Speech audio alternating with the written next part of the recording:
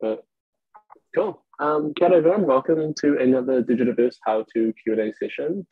Anna Mari is unfortunately unwell today, so I'll be covering for her the rest of this week. So, really glad to see you all again, whether you're tuning in on Zoom, LinkedIn, or Facebook.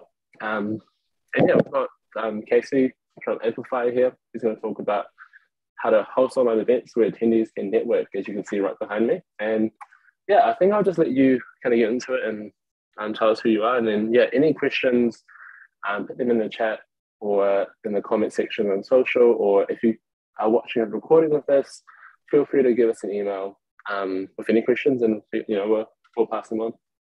But cool,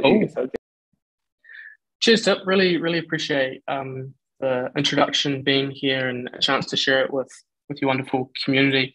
The kind of thought process for today is I'm going to go through, I think you'll appreciate this being business community, I'm going to go through our business pitch deck. It kind of just frames up where we're coming from, why we're doing what we're doing, the kind of opportunity that we're going after. And then after that, I'll jump into a live product demo through screen share and walk through, kind of as advertised from an online event perspective, how to help build more genuine and meaningful connections within your communities.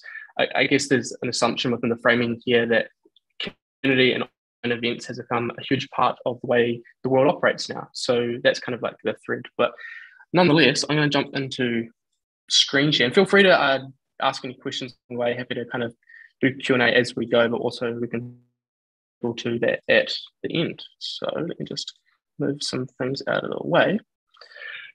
Cool. So the company and startup that I run is called Amplify.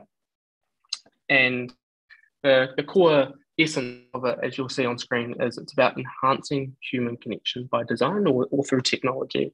And we've got a bit of a lofty goal that we're going for, which is we want to help make for 1 billion connections by 2030.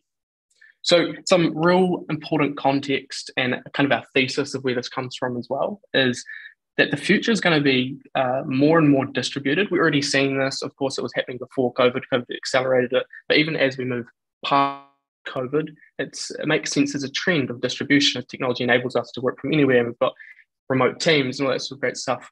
But the thing that kind of accompanies that is also a level of disconnectedness. You've possibly heard the term before that social media has actually eroded the fabric of society. Ironically, being more connected has made us less connected. So this is kind of this interesting battle that was already happening, but now with the distribution of people, it's even harder. So a lot of people are actually craving human connection, and it's hard to do, particularly in an online context where things have moved like this right now. So there's that part there. Another interesting thing that there are studies around, which is that being lonely is the equivalent of smoking a pack of cigarettes a day in regards to your cognitive decline that happens, in regards to your emotional stability and your sense of belonging. Really, it's kind of as those hierarchy of needs. But within all that, that's just like a really important framing of why networking and building connections is important within your business context, especially if you've got a wraparound community around business, which increasingly is something that a lot of business owners are building and understanding the value of the long-term impact of that. So with all that, just kind of a bit of where this is coming from. I've built my professional career around being a community builder and being a connector.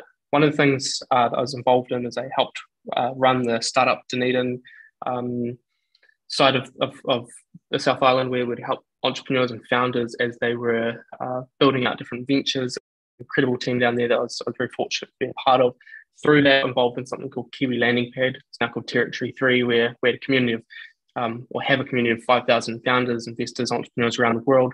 A huge component of that, if you were to boil down what I was doing, was being a super connector.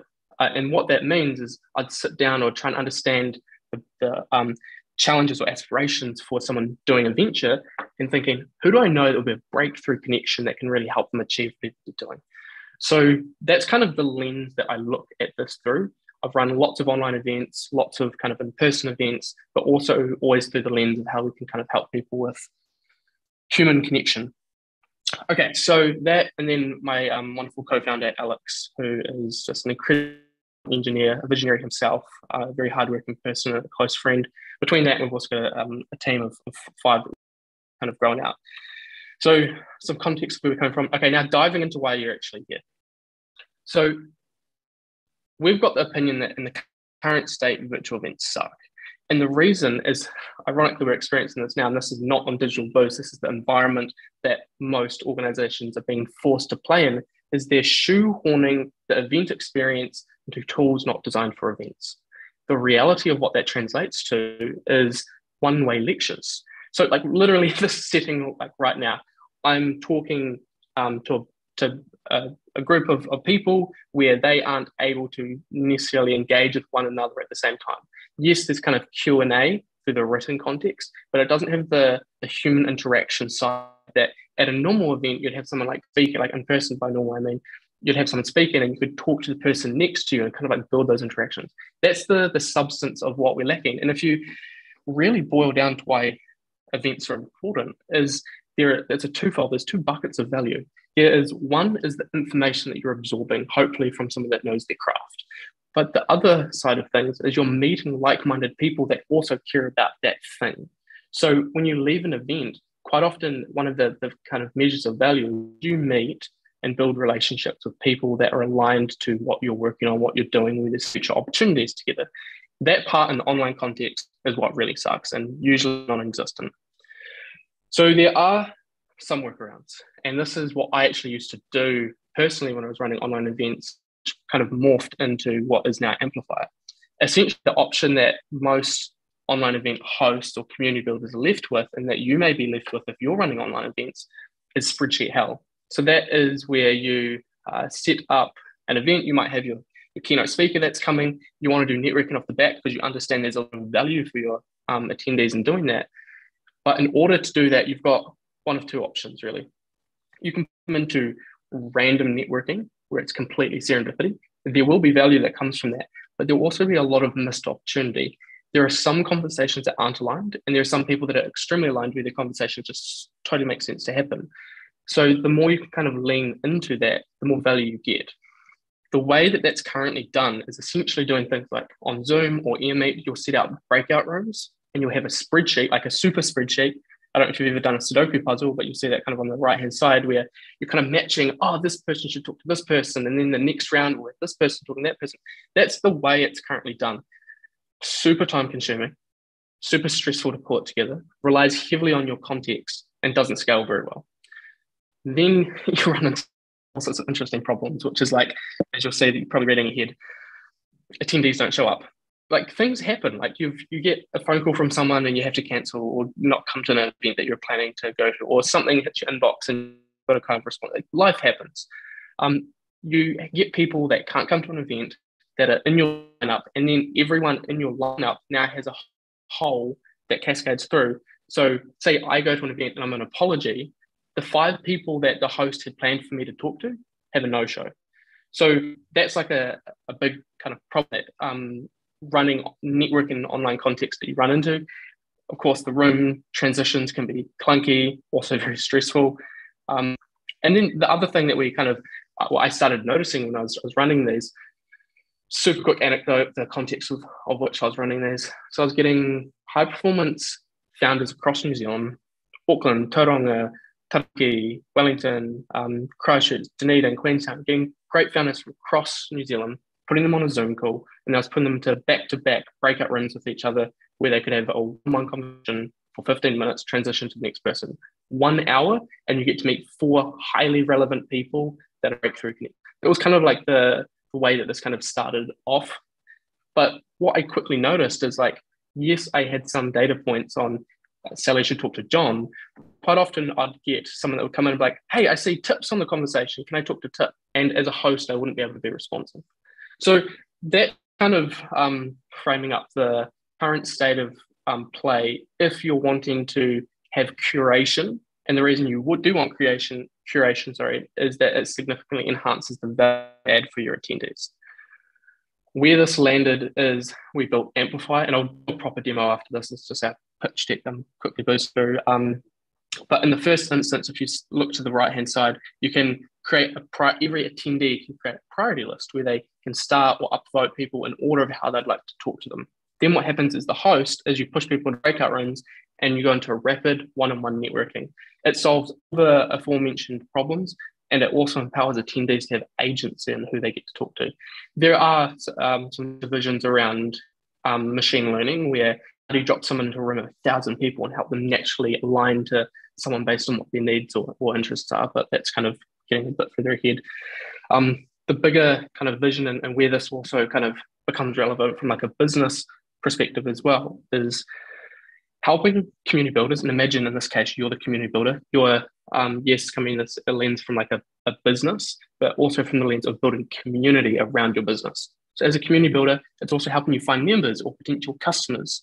But then there's also a play on how we're helping people find their potential businesses or communities that they want to be part of. So that's just kind of like a high level kind of platform play that we're going for. Essentially just went through an incredible accelerator called StartMate where we made some good progress. It's just kind of going through the market opportunity, how we're going to market, the roadmap. Okay, so that's probably less relevant for this conversation to boost into, but just on the slide deck. So I'm going to X out of that. Now I'm going to go into a demo. All right, so this is just a kind of a test environment that I kind of set up on the way it works. So you can see I've got a bunch of bots in here. It just makes it a lot easier to network with bots rather than networking by myself. So essentially, you can see how many people on the call. You can also see all the different names of these very real people. Cool. Okay, so what happens is the host kicks things off. They either might just welcome you and go straight into networking, is how we've seen this used. But the other way that a lot of our customers use it is they'll have a keynote speaker where they can do things like screen share and that sort of thing ahead of networking. Nonetheless, after you've done the speaking piece and you're now at the point that you want online networking to occur, you want your attendees to unlock value within the relationships that are on the current call, every attendee can star or up, or just, I don't know if you can see this, I've just got like a Zoom hang around that's in my way. You can star or drag up people that you want to talk to. So then what ends up happening is I create this lineup of personally who I want to talk to, all these different various people. I also just noticed I need to add one more in because I'm the host. I'm going to stay in the main room, otherwise I'm going to be by myself. So I'll just go even. Okay, so essentially what ends up happening, mute myself there.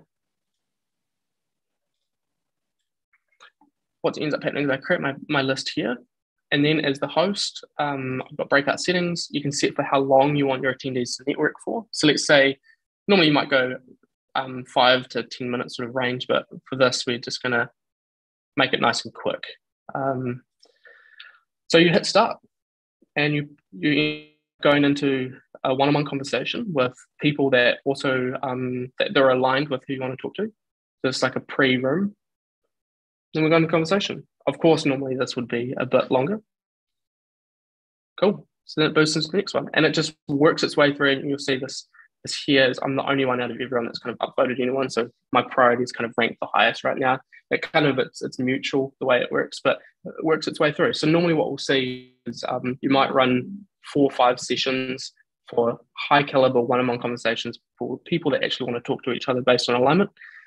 And then of course you can end and bring everyone back to the main room.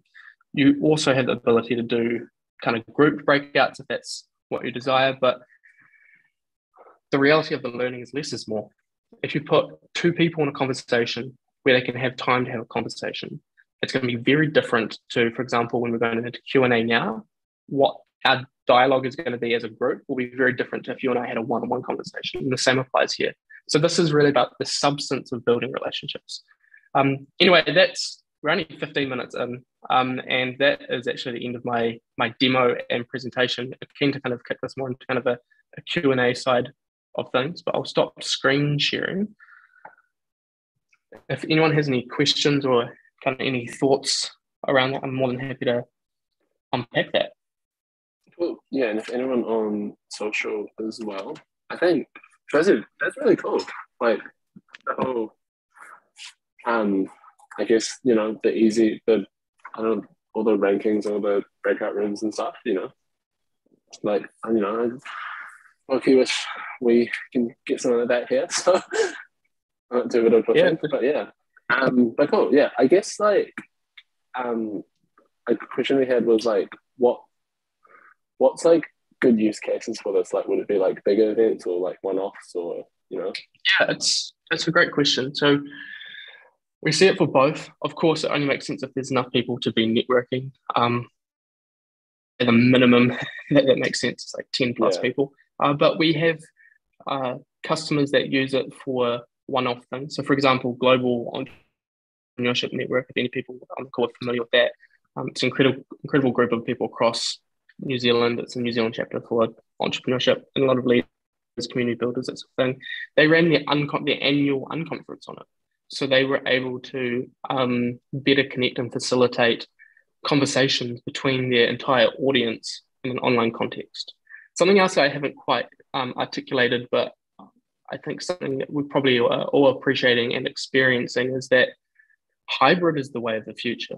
You do in person if you want to have substance of building relationship, if you want to go deep on the way you build relationships. But online is about accessibility and efficiency. You can have someone in the regions that is absolutely an equal contributor to someone that's in a city now tune and participate and be part of something rather than being blocked out just because they're not in Wellington or Auckland or one of the hubs. So there's a massive accessibility piece in there, but of course also efficiency, I think, to drive and all that sort of great stuff as well. So one-off big events is totally a thing, but we also see communities that use it more on like a frequent cadence for networking. So for example, it might be that you've got customers that you're wanting to talk to frequently. An example, StartMate, the accelerator that I mentioned before, they've got an incredible community of different founders, investors, entrepreneurs, that sort of thing. But it can be quite hard for them to stay in touch with each other. So having a way that they can run it on a cadence where they can kind of just jump in, go into networking makes a lot of sense. Territory 3, the same. Creative HQ here, they're using it for, so that I'm tuning in from Wellington, by the way, at Creative HQ. So shout out to Creative HQ for hosting me today. But they use it for like connecting mentors to entrepreneurs, as well as they're about to kick it off for like just an ongoing way of bringing their community together. So both frequency and one-offs make sense. The core piece is more deciding within the experience you're trying to create, is human connection something you want to achieve? And if it is, that's where this makes sense. No, that's definitely true. I definitely agree on the hybrid. Like, we actually went to a networking event yesterday morning, and it was like really nice because it's been the first time in like since like the August lockdown since you had like the scones and all that stuff. But definitely, yeah, like that being said, there were a few people who were late because of traffic and stuff. And I guess the good thing about accessibility of like online, right, is just really easy. You can literally do it in bed if you want. Yeah, 100%. It definitely makes sense. I'm ironically like running an online event kind of platform. I'm also very bullish on in person. So I recently, while we're doing what we think is a lot of good work here in New Zealand and in Australia, working with our different customers, we are also looking to expand and focus on the US market as well. And to kind of kick that off, I flew to the US. So I've been there kind of for the last 5 weeks. I got back about a week ago. And it's just ironic because I literally flew to be in person to talk about an online event platform. And it just comes down to like, I think intent and outcomes is always something as a framework that we should look at. We should never do an action just because we do it. We should always think through why we're doing it. And yeah, in person is a very special thing. So I don't think we should throw away in person. I think we should lean into it where we can. But increasingly, what I think we can unlock more value is when we can do both. And we can do a hybrid where we have in person where possible, but have online options and availability too. Definitely, yeah.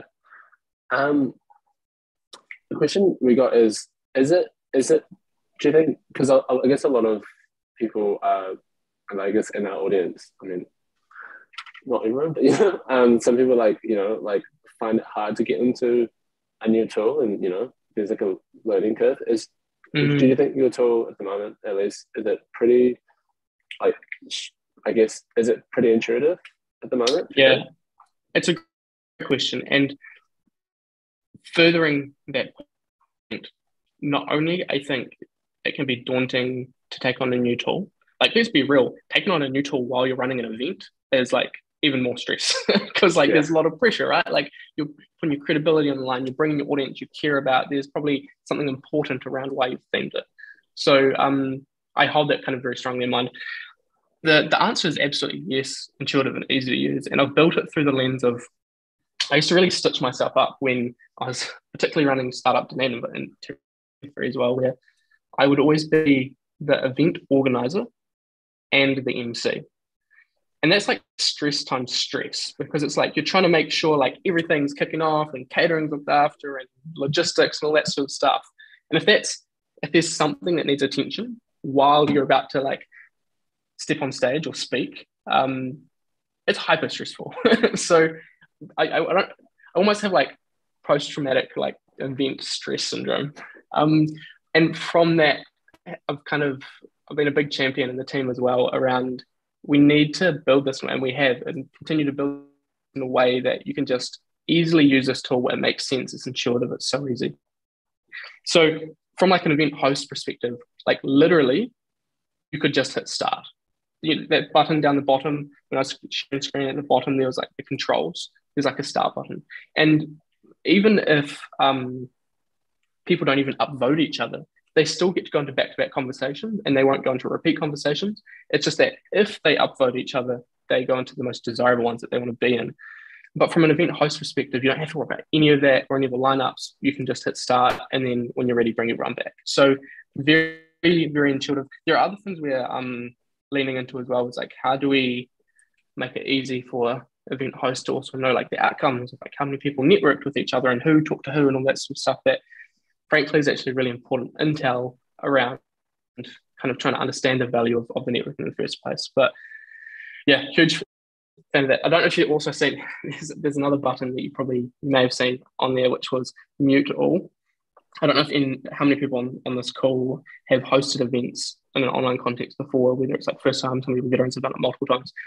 Sometimes you'll have an audience, particularly if it's an open forum. Like we don't have that right now because this is like more of like a webinar sort of stream. But if you've got like an open audience where everyone's on the call, sometimes you'll be speaking or you'll have like a guest speaker speaking and someone jumps on and they aren't aware that their audio was on. And they might be I've had this, you're in Wellington, windy, just like smashing the phone and it's just like blasting everybody and absolutely interrupting. We've got a button which is like mute all that mutes everyone but hosts and the speakers. So like instead on Zoom, essentially you're quickly on the hunt. I don't know if you ever had this, but you're on the hunt, like, who's that person? Like you're trying to like scope them out and quickly like snipe and mute them. Whereas like this, it's just like mute all except for the hosts and the speakers. So it's things like that, which is like, how do you extract and remove stress from the environment of hosting? Yeah, definitely. Yeah, and I think, I mean, like the reason I'm on this call instead of Untitled is because I'm quite comfortable with Zoom and, with all the nuances, because once you get your head around it, it does make a lot of sense. But,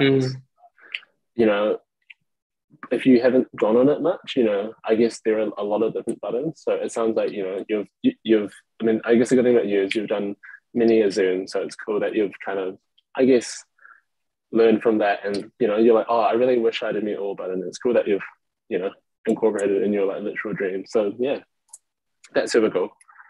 And yeah, question, what was it? Oh yeah, and what about like events? Do you think it would work for an event where like these are usually quite messy anyways, to be honest, but like the events that are like half in person, half online, so there's yeah, it's a really good question. So something we're actually building towards now, and short answer in its current state, yes, but you need to make sure you've also got someone hosting the online version. So if you've got an in-person event, probably the best setup is a minimum of 2 people where you've got the person in real life that's like coordinating everything, or you might have a whole team behind that depending on the scale of the event. But in its current state, you'd also want someone on Amplify that like, if you're streaming the event, you could also have the person that puts people into breakout rooms. An interesting thing though, it's funny you kind of mentioned this because we were talking about this last night. We were kind of building out our product roadmap vision and always reprioritizing like based on what solves the deepest needs for our customers. And one of the things that has come up in a recurring fashion is how do you allow people to do hostless online events? And the reason that is important is that way you could actually focus on running your in-person event, set up your streaming with Amplifier that's going to like capture the person or the people that are speaking. And then when you're ready at a timer or on command, your whole online audience can naturally move into networking with each other. So you could open up and create this beautiful, smooth experience for everyone that's joining online, but be able to focus, even with a small team of even one person, focus on the actual in-person operation that's happening too. So we'll answer that yes. Current state, yes, if you've got 2 people, and coming shortly, you'll be able to do hostless events where even with one person band, you could do that. It would be more of a solo in that situation. But yeah, cool, nice. That's really good to know. And I guess another thing is, if you want to host something like if we were doing it here, right? If we were hosting like a webinar, but then we wanted to break out into like breakout rooms or something, could you do it so like I assume there's a like where the panelists and then everyone else is automatically like video off, or is that how it works? Or yeah. So we've got all that sort of kind of functionality built in. Yeah.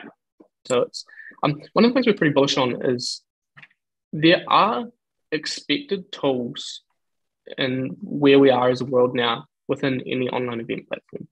So all those kind of expected things of kind of like screen share, screen record,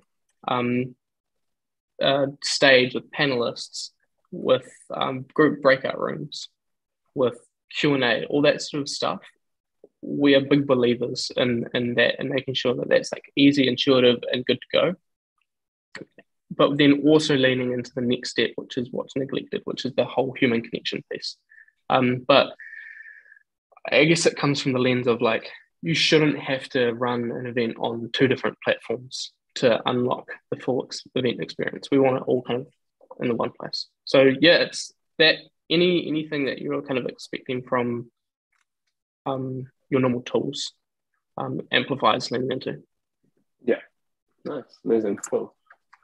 That's good to know. And any other questions, guys? Just type them in the chat. We've gone through them all for now. And I guess like I'm excited to try something like that because I guess it's like, hey, like you can ask maybe something we're not comfortable bringing up to everyone. You can talk to Casey yourself, without anyone there, which is quite exciting. Yeah. So like, if anyone has any questions like offline and that sort of thing, or even in general about community building and running it. It doesn't have to be just an amplifier.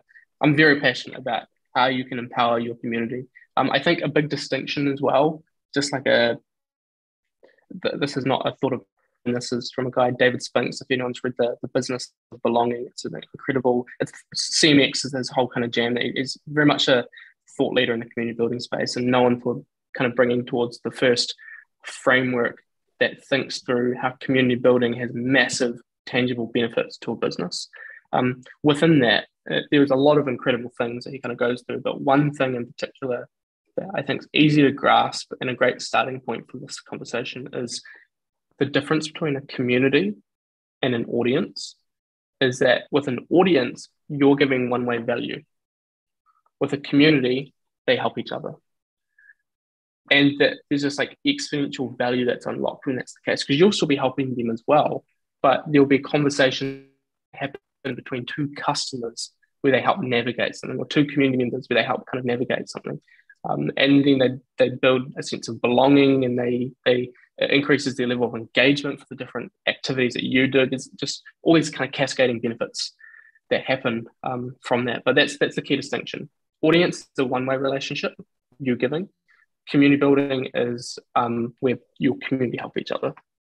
So anything in that direction, I'd be more than happy to try and talk through my learnings and I guess my experience with that. And of course, I'm just one data point.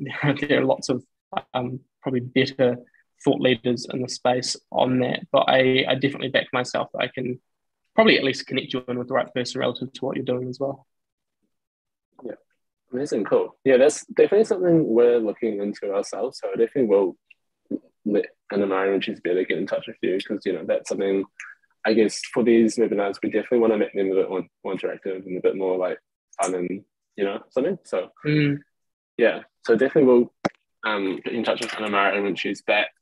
But yeah, one quick shout out on that if I can tip. Yeah. So one of the things I imagine this is the case for Digital Boost. I hope I'm not kind of putting words in your mouth, but quite often for everyone listening, like with something like Digital Boost, the lens that they look through and how they bring together these kind of sessions like this is through how can they be most useful and helpful for you to succeed. So if there's like a topic that is like recurring for you that you're facing as a challenge, one thing out the gate that's really helpful is like being able to kind of share what those things are. And then quite often that makes it then easier for people like Tip to kind of be like, oh, cool, who can we find that knows that stuff that can add a lot of value? And then that kind of feeds then into like more interactive sessions where it can kind of be like around that particular thing. But yeah, being vocal as a community member about what your needs are, because otherwise as a community builder and trying to help kind of connect value to you, it can be opaque and hard to kind of like understand where the needs are. And of course there's like recurring truisms and just continuous challenges that are good to talk through, but quite often there's unique things as well. Absolute tangent to what we're talking about, but definitely true. Like because I guess my other role is talking to the users, I guess. So it definitely is. I guess the ideal thing is people talk to me and they're like, oh, we're having trouble with this. And we get quite a few of them, and then we find some experts to talk on it, and then that's a really good way to do it. And you get someone who's really good at it, and yeah. So, 100%. And this probably actually, this is actually very topical because this also applies to everyone listening that are looking to run events. Because one of the things that like you can kind of come up across, like, okay, we have buy-in that we want to run events and online events and make it accessible, but what are we going to run the events on? And like, there's like various different topics that might be like particular to the things you want to talk about. But if you can hit a sweet spot between like the agenda that you have of what you want to talk through and like the customer needs and feedback that's happening around what they're thinking about, I think that's where you'll be in a better position to kind of grow your audience and have like higher level of engagement. So yeah, I think it's actually probably as relevant for both sides. Yeah, definitely. Yeah, cool. And I guess like in terms of like your like tool and I guess in general, like how would like what was it? It was like I guess like is it relatively easy to get to transition like I guess like your networking like a networking group that meets on a fortnightly to like a platform like that? And I guess and the other question was like does everyone need to create an account or? Good questions. Hitting the first one, it depends on whether you've already got like an online operation or a list of people that you're sending it to, that sort of thing. In regards to creating it and sending it to them, extremely easy. In fact, I just literally give like a 30-second showcase on that. So if I was to literally just go to the website, host an event, and then I can literally, there's a whole bunch of different events. You just go add event. Let's call it example event 1. And then you've got different modes as well. One thing I never touched on is you can do like enable A to B modes. That's like, I want founders to only talk with investors, or I want this type of customer to only talk to that type of customer, or whatever. Or this is more just like if it's not on, it's like a free for all. Anyone can talk to anyone. But literally just hit that will, someone already has that name, classic, online. That will create that event. And then you just copy that link. And then normally you'd kind of put that in like a Google Calendar invite. And then it's now just permanently open. So you don't have to wait for a particular time or whatever. It's just permanently open. So you put that URL directly in the calendar and send it to who you want to be at whatever time that kicks off. It's literally that easy. add event, copy the URL, done. Yeah, so super easy on that forefront.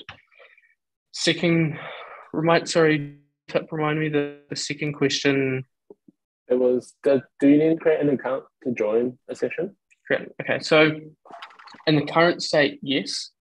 So logging in with things like Google or LinkedIn, or over the next couple of days, we're launching just being able to create an account that's not even linked to any of those. We are tossing up, and I'll be keen for feedback here. We are tossing up the idea of having a guest mode where people can just jump on without having to sign in at all. But there are downsides that have to be considered. Yes, it makes it like the friction way less on jumping on, but there are some significant benefits that will come that we're leaning into if we can get an account created. For example, as an event host, being able to see who talked to who and be able to make introductions to people off the back of it. One thing I'm sure we'll all experience being in the business community is you'll go to a networking event, you'll meet someone where there's value, you'll say, we should stay in touch. You might even scan each other's LinkedIn QR code. Crickets. People's follow-up game, mine included, usually sucks. There's probably some people on the school that are like, nope, I smash it, and I'm sure you did. But most people's follow-up game sucks. So one of the things that we're also leaning into is at the end of a conversation, you're able to kind of be like, how relevant was that conversation and whether you want to stay in touch. And if you both want to stay in touch, it's going to be able to make an automatic introduction post the event. There are things like that. Or there could be someone that wants to talk to someone they don't get the opportunity to for whatever reason, where at the end of it, you could have a list of, hey, there's 15 people that wanted to talk to these people. Would you like to make these introductions as the event host, as the business owner, as the community builder? So then it empowers you to be in a better position on building your audience in your community. There are all these superpowers that we are able to unlock that can only happen if people log in. I think where we probably land is like reality. Right now, do we have guest mode? No. Do you have to log in? Yes. But I think where we'll probably land on it is, I think I'm a big proponent of just put the power in the hands of the customer. So when you create the event, I think you'll just be able to toggle on guest mode or not is probably the direction we'll land. But would love feedback on that because we are making it up as we go based on trying to sift through the logic of what adds the most value. Yeah, definitely. Yeah, that's cool. Yeah, and yeah, I guess the toggle is cool because it's like, I think ideally you'll turn it on because the data is super helpful, not only for like the host, but for the customer, which is quite a good two-way. Because, if you wanted to talk to Casey, but you never got to him or something, ran out of time, it's cool because Casey can see, oh, cool, really wanted to chat with you, etc., which could be good for him. And yeah, and definitely super cool platform. I'm definitely keen to have a go and be in one of these calls. Yeah. We should do an open mixer at some point where the community jumps on if they're willing and able to, and could be a good chance for yourself to experience it tip, but other people to experience it as well. Because what I imagine is the case with Digital Boost is that there are incredible people in the audience doing really, really great things. And one of the things that happens in any community like that is you're so busy doing your thing and you often don't know about someone else that's in the community that's aligned in regards to the thought process or the kind of type of activity, not from a competitive perspective, but it's like in general as people you'd want to connect with and know and build relationships with. And it can be really hard to unlock those relationships. And at the very heart of it, that's what this is about. So I think it could be really fun if there's any interest in the community of jumping on and giving it a go at some point. Whenever it makes sense for you guys, really. Yeah, so we do every so often a more open call. So we let people in and answer questions and stuff. And I think that format would be perfect because, if a conversation goes on too long, with one of our experts, they can kind of jump into a room or et cetera. We can play around with that. But yeah, definitely we'll get in touch with you on that. I think this is such a cool, I've fallen lucky into this call because I've got a lot of value out of it, which is always great. It's been fun. I guess one thing to quickly mention is that we do have a freemium model within this as well, which looks after a lot of events, to be honest. So there's you could try this in a de-risked way. but also kind of as mentioned, even the amplifier aside, if community building and that sort of things, your jam, keen to talk. Same for you, Tip, if you ever want to have kind of conversation in this direction. I really admire what you're doing with Digital Boost and kind of helping essentially the leaders of New Zealand within the business realm, enabling them within like the rapid changing digital sphere, because it is always changing. There's so many things to navigate. There's also like it's almost like so much noise that it's like it can be hard to decide where to put the focus. The other thing that I certainly experience, and I'm sure everyone on the school does, is like your workload's like this, and then your capacity is like this. So not everything can get done. So I think the ultimate, I'm stealing this from a friend, but the success or failure of your venture ultimately comes down to how you prioritize things. And that goes as far as choosing what you do. It goes as far as choosing the tools that you work with that kind of better add value and unlock value.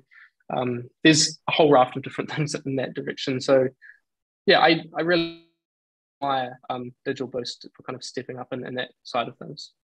Yeah, definitely. Yeah, it's been honestly such a cool gig for me to talk to, like as you said, like, you know, I guess the backbone of, you know, everything here, which is super cool. We did get a question in Zoom, which is actually a question I thought of as well. So thanks a lot, Cara, because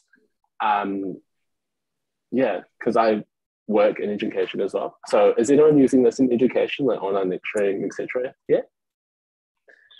Specifically in education, well, it depends how you look at education. I would say that like one of our core use cases is cohort-based programs. By nature, I would say that kind of does fit education. So for example, while this hasn't happened yet, if any of my friends from AUT are on the call, we're looking at, for example, how this ties into cross-faculty. We're looking at how this ties into alumni networking, specifically in like a learning context. Not yet, but I think there's a lot of parallels there. One of the things I actually get quite excited about, I've had a few conversations around, is there's a correlation between how well connected students are and building friendships and a support network with other students and the outcomes of their studies, which makes total sense, right? Like if you're learning, you're battling through things alone, it's tough, because like part of learning is to kind of like challenge yourself and push yourself further. So having the ability to have your students have that support network and build those relationships, it turns out to be really important.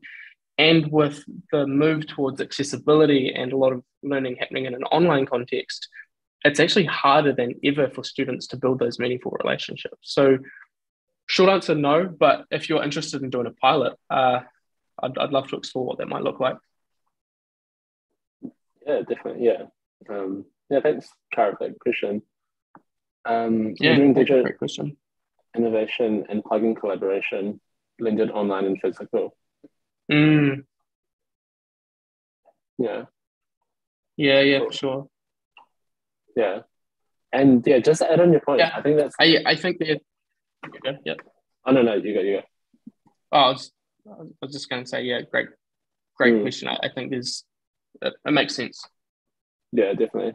Yeah, and I guess to your point, like, because you know of COVID, of course, the first semester of this year, I've known from like friends and stuff that it's been really hard, like, to, you know, I guess go, because you know a lecture used in itself in person, like sometimes weren't the most interactive anyways, but especially online, it is really hard to like foster, you know, especially like, you know, when you don't know anyone, you know, just like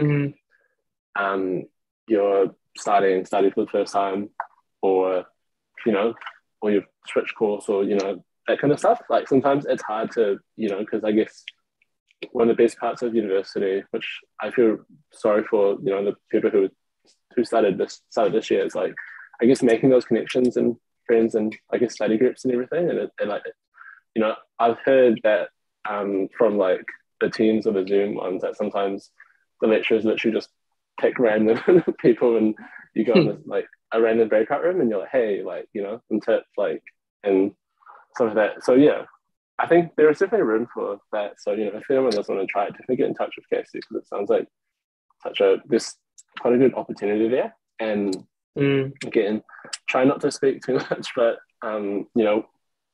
we also do a lot of education stuff. So, again, it would be super interesting to try it and, see how that goes. Because I guess we've all been in, hopefully, this one, it definitely isn't. This one's quite cool. But, I think we've all been in like webinar calls where it's a bit, you're kind of just sitting there and, taking in a few things and, stuff. Whereas the ones where you can really like be a part of, Yeah, 100%. Like the more we move, I think the world naturally needs to move towards like immersive online experiences. And I guess that's ultimately what we're trying to achieve is like human connection through immersive online experiences. And you'll get it's just so much more fun as well. Like human interactions can be fantastic. And I think it puts us in a better place. So yeah. No, it's been really good coming on and kind of sharing a bit of a journey of where we're at and answering those different questions. Are there any other things and of course another one that's come through. Zoom is clumsy. And I think the reality there is that Zoom is designed for conference calls, right?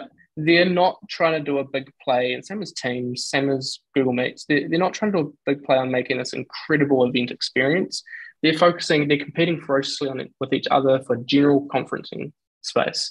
And it works well if you're jumping on a call with like a team of 4 or a team of X where it's an open dialogue about a thing. I think that works really well.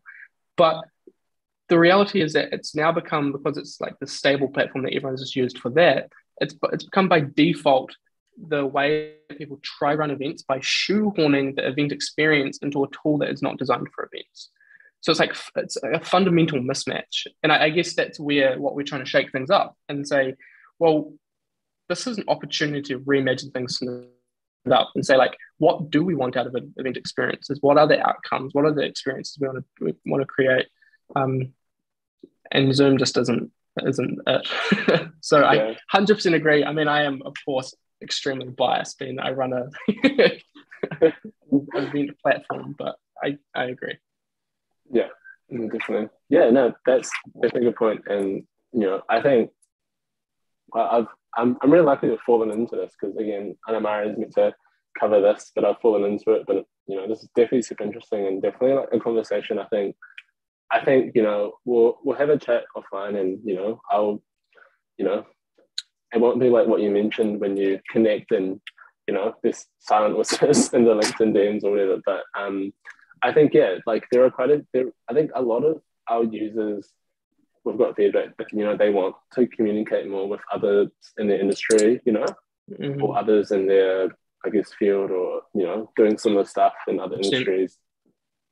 So I think this is definitely looks like a great tool for that, and a great interactive tool, especially as if you're in a small industry, maybe you can't fly to the side of the country, or you can't drive 3 hours every time. So it's definitely a great accessible tool for that. So if you're interested in that, definitely give it a try. Freemium as well, which is cool. So which, for those who don't know, it basically means you can try it from like up to a point A or something, or you've got certain features until, and then eventually, I'm sure eventually you'll find that you'll outgrow it and you will need these other great features, or or you will find that they are really helpful, which is like the beauty of it, because it's probably one of the best because you get to try it like and just get the value out of it as well.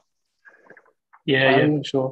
And a lot of us, like, to be fair, like I do this as well. Like you'll like ride products as far as you can on the freemium mode and like shop around and see how far you get on the freemium mode. But it makes sense. It's like you're keeping costs down, that sort of thing, which is important. But then sometimes you get to the point where like there's high value in there, and it's like, okay, it kind of makes sense. We're going to cross over into the paid things. Yeah. And then it becomes $100 a month if you kind of cross over that as kind of a model. But yeah, it's. I think to your point, providing value upfront and building trust and just doing it for the right reasons. I think is a good way that we personally have leaned into, and it's working well for us. And also we just feel good about it. So, I mean, every business has its kind of different models and that sort of thing. So we had another question or comment in here. So we're also in production, which is another tricky area for meaningful collaboration. Yeah, interesting. Screen, sound, VR, XR. Yeah, I mean, because like fundamentally, human connection and collaboration stretches across like life in general, right? So, while like right now the phraseology and focus point for us has been working with like communities that have like a specific kind of thing that threads them together. I think there's this, it's actually a wider need that needs to be addressed on that human connection and how we help people kind of navigate and talk to the people where there's alignment, there's value to be had, but they just don't know, or they don't have opportunity. Right. Well, good dialogue, and really appreciate that, because I appreciate I boosted through the presentation. I used to run, I was saying to this to tip before this, I used to run weekly webinars with Territory 3, which is like a community for founders and that sort of thing. And I don't know if I use it, but for like a session for like, say, booked in a 45-minute to an hour session, I'd almost get anxiety if like the speaker like finished in like 20 minutes. Like, shit. I'm gonna like keep Q&A going for like ages. But no, this has actually been a really fun conversation. Definitely, I've got value out of it, and it's been good. Yeah, no, definitely, same here. And I hope everyone else who's listening has, and again, if you're watching the recording, get in touch. I think this is definitely something I'm really interested in. I feel like many people should be, because it's kind of answered a lot of our questions and a lot of our needs, which is really cool. So definitely keen to have a try with you all soon. In case we're really keen to, I guess, keep you involved and see what else we can do with you to,